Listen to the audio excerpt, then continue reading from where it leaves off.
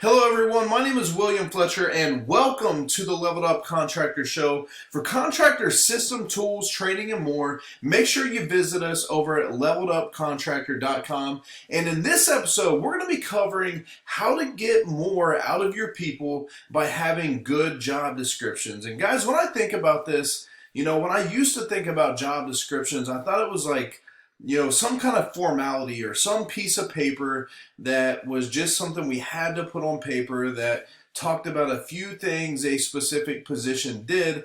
And I thought that's really what it boiled down to. I thought that's what it was. But guys, job descriptions are so much more than that. And even some people to this day, when you talk to them about job descriptions, they're like, oh, those things you post online when you're trying to hire somebody, right? Right, but and some of that is part of it, don't get me wrong, and some of it, like I said, is a formality. That you have what their job is on a piece of paper. But it's much more than that, guys. And, when I really started to find this out is, I used to be like a lot of people. I thought this was just some formality and, something that we just had to have the paper to put in their HR file, right? But all of a sudden, I started looking at job description of people that we had. People were telling me, coaches, mentors, all that kind of stuff. And, you got to have job descriptions, make sure everybody's lined out what they're supposed to be doing, right? So I started looking at it and I'm looking at it, I'm like, man, if that guy would have just done what's on this piece of paper, he would be doing really well, or he would have us in a position where we need to be. Or I look at another one and be like, oh my gosh, if they were just doing that, man, they would be doing awesome in that role, right? So that's when I made the switch. That's when I was like, job descriptions are more than just a piece of paper or something that you put in somebody's HR file. They're actually what your people should be doing, and that's why they're so important. That's why I wanted to talk to you about it in this episode. So, why are job descriptions so important to creating clarity? Well, first of all, guys, it is what they're supposed to do, right? If you hire somebody and you want to bring them on to fulfill a role within your company, it should be that job description are the things that they're responsible for, their measurables that they have to deliver on, and then all the things that they have to do to make sure those measurables actually happen to succeed in the position. And when you have that, it creates clarity two ways. One, it creates clarity for that employee that, hey, this is what I'm supposed to do. And two, it creates clarity for you or the manager of that person, what that person is expected to do and what you should be holding them accountable to. Now, there's a big key to this. A lot of people that you hire think job descriptions are just a formality too. So that's why when you hire them and you bring them on and you actually onboard them, you need to let them know that, hey, this is your job description. This is what I expect from you. This is important. You make it a big deal. You talk to them about it. You walk through it with them. You ask them if they have questions. And obviously, day one, they're not going to know a lot of the stuff. So you ask them if they got any questions. They're going to ask a few questions here and there. A lot of them will say they got it, right? And then 2 weeks later, hey, you follow up on it. Hey, let's go over your job description again. Just make sure now that you've been here a couple weeks, let's go over things. Make sure everything makes sense. If you have any questions, all that kind of stuff. So you go through that. So how do you actually structure a good job description? It's pretty simple. We keep it as about as simple as you can get it. I shouldn't say that because some people, like I said, they make it a formality and they have one chunk of text on a paragraph on one piece of paper and that's their job description. That's not what we do. But we keep it simple from a clarity standpoint. When I say simple, that's what I mean. So at the top of it, you have their title, the name of that position, whether it's project manager or sales rep or carpenter or lead carpenter or accountant or bookkeeper, whatever their role is in your company.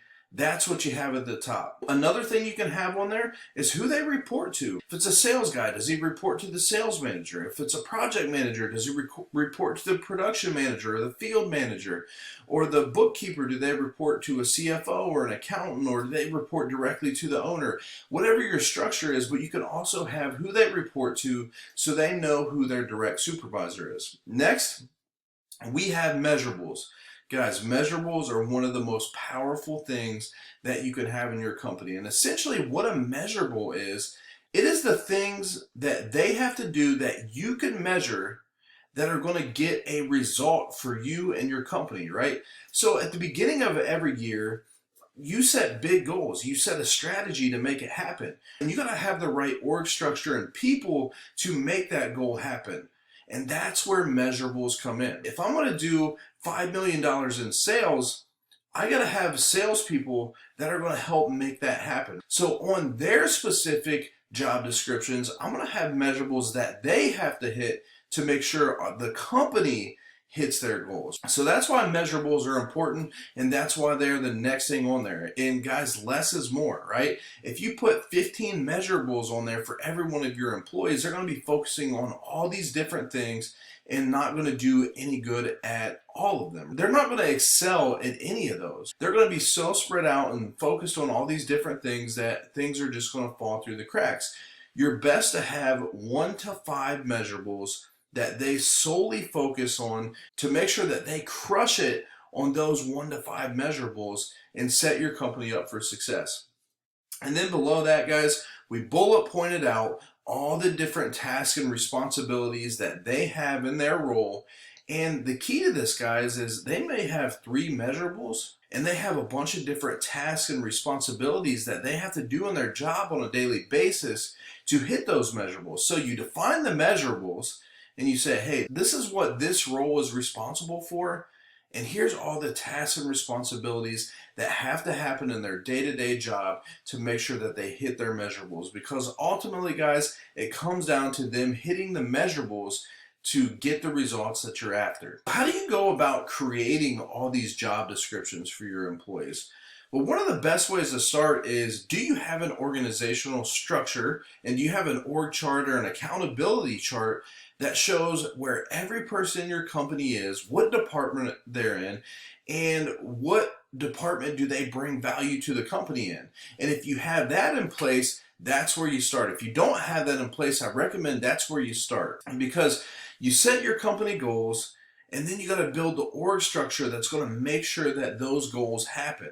So you build that org structure, and then, guys, then you start breaking it out into measurables, right? If I'm got to do 5 million in sales, how many sales guys do I need to have on my sales team? Do I need to have a sales manager in place? And then what are the measurables for those roles to make sure we hit 5 million in sales? And the same for your production side, right?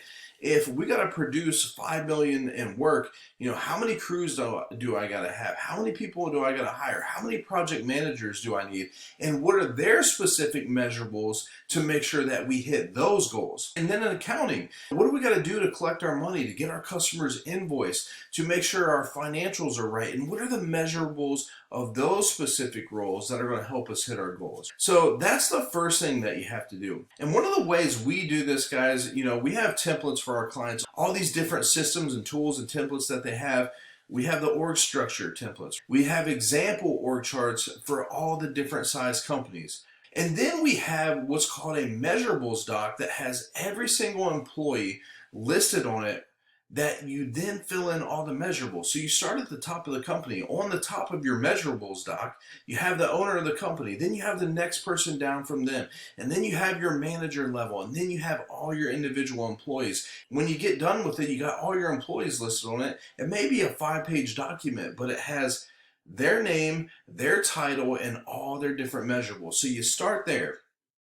Once you have that in place, guys, then now you're ready to build awesome job descriptions, because you've set your goals, you set the org structure it's going to take to happen, you set the measurables for all the people to help you hit your goal, and now you can build the detailed job descriptions because you have the measurables. Now all you got to do is define the tasks and responsibilities that they're responsible for to make it happen. So then how do you actually hold your team accountable once you have the job descriptions? So we talked about in the beginning, first of all, you got to let them know it's important. And then you got to follow it up with it 2 weeks after an employee. Now, if they're already an employee and you're doing this new, bring them in, have an alignment meeting with them, go over their job description, make the changes if they're not doing what's in their job description, and make sure that they know it's important and something that you're doing to help them succeed and to help the company succeed. And you're doing that by providing clarity with the job description. And then 2 weeks, you do a follow-up just like you would with a new hire. So you go over that with them and make sure they're clear on it and they don't have any questions. And then guys, then you start building it into your company culture. So you should be having meetings with your employees regularly. One-on-one style meetings where you're going over their measurables, you're going over their tasks and responsibilities and whether they're on target or off target. Now, obviously, depending on your size, you as the owner or manager don't have to go to every individual employee in the company.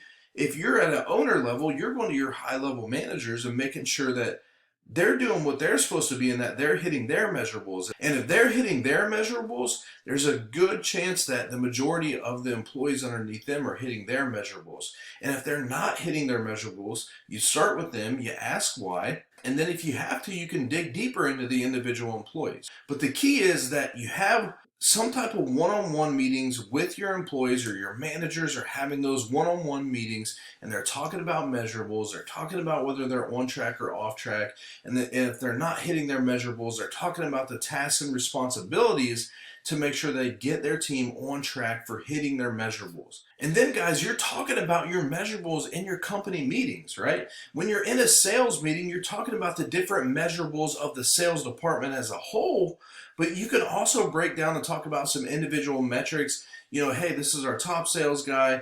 This is what our sales team close rates at. This is what our average job size. And you can start talking about all these different metrics, and you can start bringing metrics into your different meetings that you have. When you have your company meetings and you're sharing the goals and the results of the company, you can talk about the big picture goals and how their individual departments and individual employees help make those goals a reality. You incorporate them into your employee reviews, right? So you could be doing year-end reviews with each of your employees. You could be doing quarterly reviews, all that kind of stuff, but you make sure that their measurables and their tasks and responsibilities are talked about during that review, right?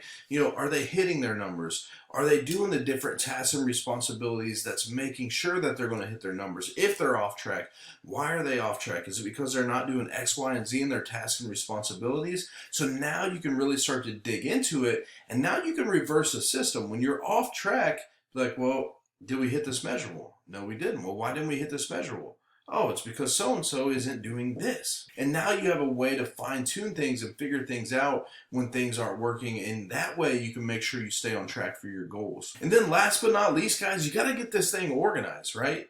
As you start building out job descriptions, you have a lot of files. You might have, 20, 30, 50 employees. Maybe you're at 5 or 10, whatever the case may be, but you got to get organized, guys. And one of the ways that we teach our clients to do that is building what we call a playbook. Now, there's a lot more to a playbook than just job descriptions, but 2 of the tabs on that playbook sheet should be, the first tab would be templates for all the different types of jobs you have in your company. So you might have 5 positions, you might have 15, you might have 20, you might have 30, all the different positions that you have in your company. Your lead setter, your office manager, your bookkeeper, your carpenters, your production manager, sales manager, whatever your roles are, you have a list of all those different titles. So all the different titles you have in your company, and you build a job description for each one of those roles as a template.